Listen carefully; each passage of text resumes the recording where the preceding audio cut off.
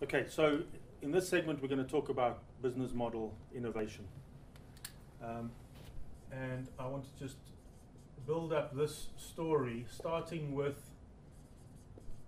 a book that was written by Mark W. Johnson, where he had a kind of simplified view of what a business model looks like. It's quite a handy way to start the thinking process. So his notion was, he said that in the middle we would have what he would call a customer value proposition,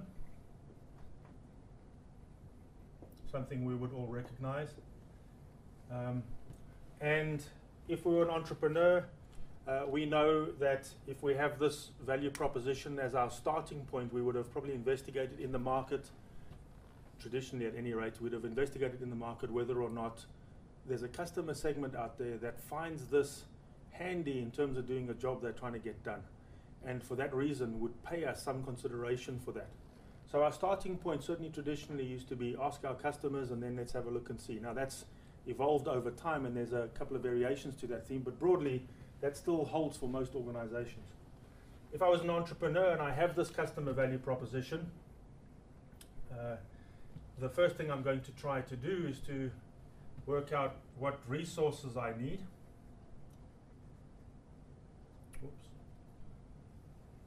In order to be able to deliver that. And then I might look at what these resources might do. In fact, in Johnson's book, which by the way is called Seizing the White Space, I think I said it was published in 2010. He talks about business model innovation for growth and renewal. That's the sort of strapline underneath the title, but it's Seizing the White Space is the book. He actually talks about key processes here, but I've modified this for reasons of the fact that I'm going to change it very slightly in just a moment. So I'm talking about key activities, but you could read into that, obviously, key processes. And then the last element that Johnson had was, he said, we need, in order to complete our view of a business model, we need some kind of profit formula. And these things fit together in a particular way.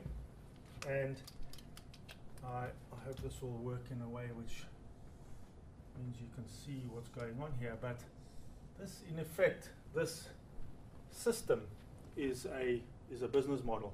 It's Johnson's kind of almost iconic picture of what a business model actually is. Now, before we step away from this picture of a business model, I just want to draw your attention to something that innovators need to be very careful about.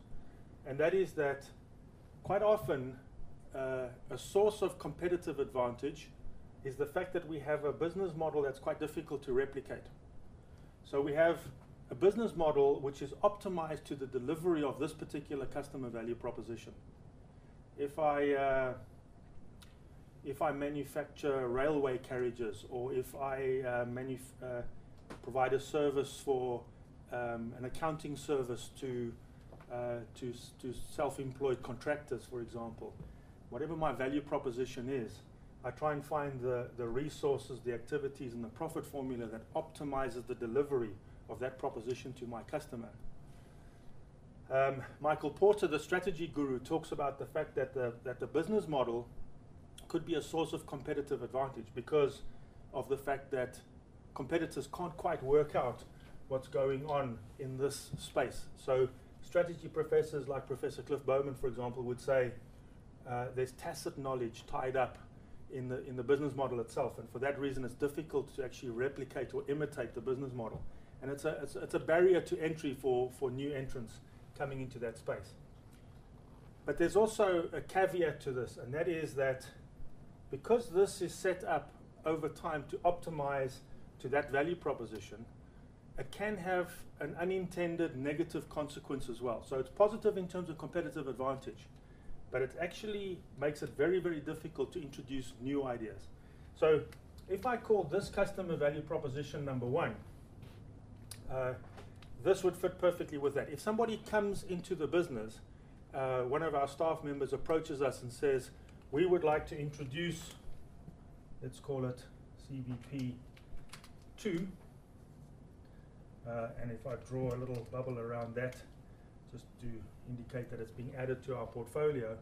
As long as that actually fits with this existing business model, that's absolutely not a problem. We can take that into our portfolio without any difficulty whatsoever.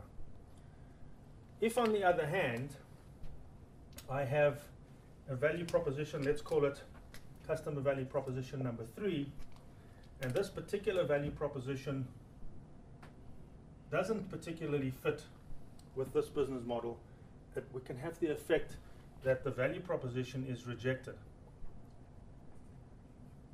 Okay, now the example that should make this live for us is in 1975, an engineer coming to a decision-making board within Kodak with a box, which was in fact, we now know, a digital camera, at a time when their core business, the way in which they operated, was about a value proposition which was the manufacturing of film, camera film, and he came along and he introduced his idea as being, this box as being a filmless camera. Now, there's all sorts of lessons from that, not least of which is be careful how you frame the innovation proposition that you're trying to put into the business. But basically what would have happened in the business was that if looked at this filmless camera, looked at their business model and said, this business model is about creating film. It's optimized in order to create film.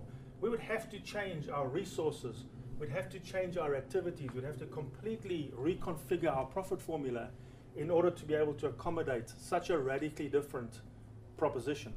And of course the rest is history. You know, Fuji picked up the mantle. They had no baggage, they had no legacy business model to deal with, and as a result they could then go off and create something in that space. So there's a cautionary tale here about this idea of the tacit knowledge and the business model being a source of competitive advantage and therefore locking in value because competitors can't come and get us. But the cautionary tale being, what about those things that don't quite fit with what we currently do? Is there a possibility that the very same business model that locks in value could lock out value, depending on what type of idea we are talking about, because we don't have the business infrastructure to deal with something that's essentially an alien body trying to get involved in our existing business model?